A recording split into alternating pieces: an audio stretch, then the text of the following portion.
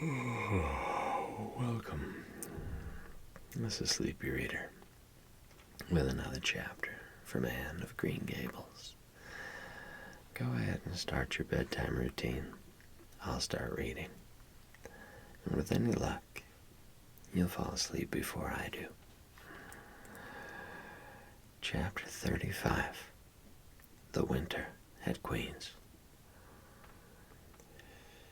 Anne's homesickness wore off, greatly helped in the wearing by her weekend visits home. As long as the open weather lasted, the Avonlea students went out to Carmody on the New Branch Railway every Friday night. Diana and several other Avonlea young folks were generally on hand to meet them, and they all walked over to Avonlea in a merry party. Anne thought those Friday evening gypsyings over the autumnal hills in the crisp, golden air, with the home lights of Avonlea twinkling beyond, were the best and dearest hours in the whole week. Gilbert Blythe nearly always walked with Ruby Gillis and carried her satchel for her. Ruby was a very handsome young lady, now thinking herself quite as grown up as she really was. She wore her skirts as long as her mother would let her, and did her hair up in town, though she had to take it down when she went home.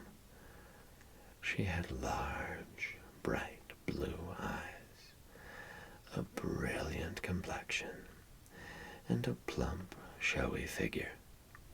She laughed a great deal, was cheerful and good-tempered, and enjoyed the pleasant things of life frankly. "But I shouldn't think she was the sort of girl Gilbert would like," whispered Jane to Anne. Anne did not think so either, but she would not have said so for the Avery scholarship. She could not help thinking, too, that it would be very pleasant to have such a friend as Gilbert, to jest and chatter with and exchange ideas about books and studies and ambitions. Gilbert had ambitions, she knew, and Ruby Gillis did not seem the sort of person with whom such could be profitably discussed. There was no silly sentiment in Anne's ideas concerning Gilbert. Boys were to her, when she thought about them at all, merely possible good comrades. If she and Gilbert had been friends, she would not have cared how many other friends he had, nor with whom he walked. She had a genius for friendship. Girl friends she had in plenty. But she had a vague consciousness that masculine friendship might also be a good thing to round out one's conceptions of companionship and furnish broader standpoints of judgment and comparison. Not that Anne could have put her feelings on the matter into just such clear definition, but she thought that if Gilbert had ever walked home with her from the train, over the crisp fields and along the ferny byways, they might have had many and merry and interesting conversations about the new world that was opening around them and their hopes and ambitions therein. Gilbert was a clever young fellow, with his own thoughts about things and a determination to get the best out of life and put the best into it. Ruby Gillis told Jane Andrews that she didn't understand half the things Gilbert Blythe said, He talked just like Anne Shirley did when she had a thoughtful fit on, and for her part she didn't think it any fun to be bothering about books and that sort of thing when you didn't have to. Frank Stockley had lots more dash and go, but then he wasn't half as good looking as Gilbert, and she really couldn't decide which she liked best. In the academy, Anne gradually drew a little circle of friends about her, thoughtful, imaginative, ambitious students like herself. With the rosy-red girl, Stella Maynard, and the dream girl, Priscilla Grant, she soon became intimate, finding the latter pale, spiritual-looking maiden to be full to the brim of mischief and pranks and fun, while the vivid, black-eyed Stella had a heart full of wistful dreams and fancies, as aerial and rainbow-like as Anne's own. After the Christmas holidays, the Avonlea students gave up going home on Fridays and settled down to hard work. By this time, all the Queen's scholars had gravitated into their own places in the ranks, and the various classes had assumed distinct and settled shadings of individuality. Certain facts had become generally accepted. It was admitted that the medal contestants had practically narrowed down to three: Gilbert Blythe, Anne Shirley, and Lewis Wilson. The Avery Scholarship was more doubtful, any one of a certain six being a possible winner.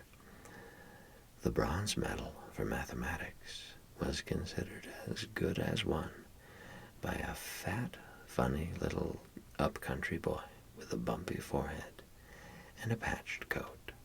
Ruby Gillis was the handsomest girl of the year at the academy. In the second-year classes, Stella Maynard carried off the palm for beauty, with a small but critical minority in favor of Anne Shirley.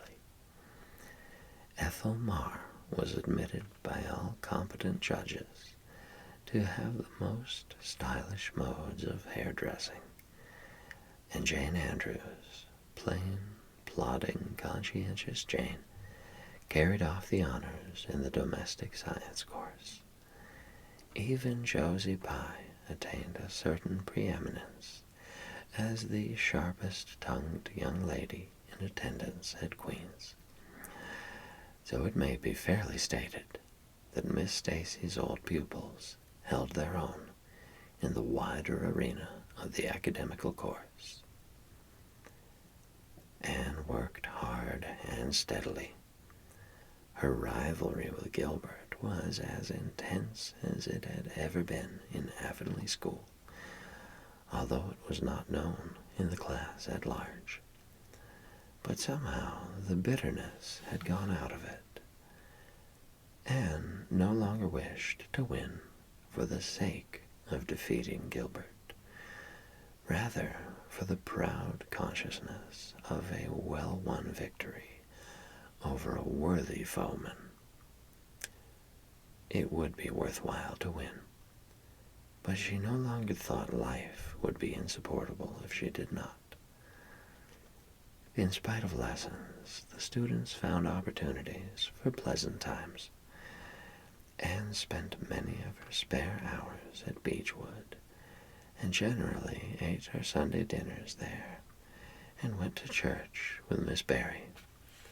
The latter was, as she admitted, growing old, but her black eyes were not dim, nor the vigor of her tongue in the least abated.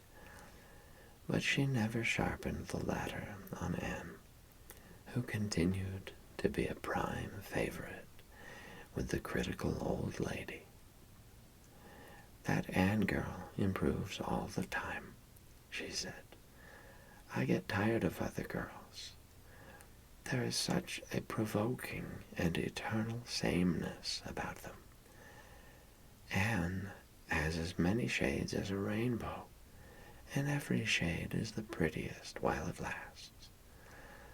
I don't know that she is as amusing as she was when she was a child, but she makes me love her, and I like people who make me love them.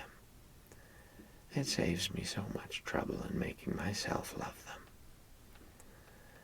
Then, almost before anybody realized it, spring had come. Out in Avonlea, the Mayflowers were peeping pinkly out on the sere barrens where snow wreaths lingered, and the mist of green was on the woods and in the valleys. But in Charlottetown, harassed Queen's students thought and talked only of examinations. "It doesn't seem possible that the term is nearly over," said Anne. "Why, last fall it seemed so long to look forward to. All winter of studies and classes. And here we are, with the exams looming up next week. Girls, sometimes I feel as if those exams meant everything. But when I look at the big buds swelling on those chestnut trees, and the misty blue air at the end of the streets, they don't seem half so important." Jane and Ruby and Josie, who had dropped in, did not take this view of it. To them, the coming examinations were constantly very important indeed, far more important than chestnut buds or Maytime hazes. It was all very well for Anne, who was sure of passing at least, to have her moments of belittling them. But when your whole future depended on them, as the girls truly thought theirs did, you could not regard them philosophically. "I've lost 7 pounds in the last 2 weeks, sighed Jane. "It's no use to say don't worry. I will worry. Worrying helps you some. It seems as if you were doing something when you're worrying. It would be dreadful if I failed to get my license after going to Queen's all winter and spending so much money." "I don't care," said Josie Pye. "If I don't pass this year, I'm coming back next. My father can afford to send me. And Frank Stockley says that Professor Tremaine said Gilbert Blythe was sure to get the medal, and that Emily Clay would likely win the Avery Scholarship." "That may make me feel badly tomorrow, Josie," laughed Anne. "But just now I honestly feel that as long as I know the violets are coming out, all purple, down in the hollow below Green Gables, and that little ferns are poking their heads up in Lover's Lane, it's not a great deal of difference whether I win the Avery or not.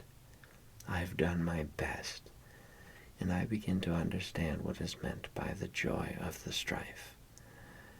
Next to trying and winning, the best thing is trying and failing." "Girls, don't talk about exams. Look at that arch of pale green sky over those houses, and picture to yourselves what it must look like over the purply dark beech woods back of Avonlea." "What are you going to wear for commencement, Jane?" asked Ruby practically. Jane and Josie both answered at once, and the chatter drifted into a side eddy of fashions.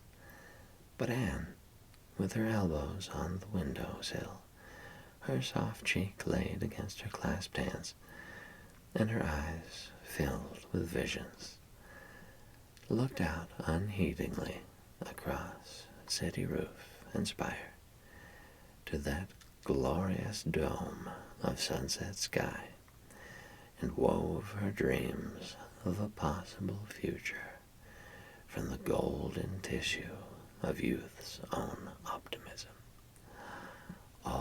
of the beyond was hers, with its possibilities lurking rosily in the oncoming years.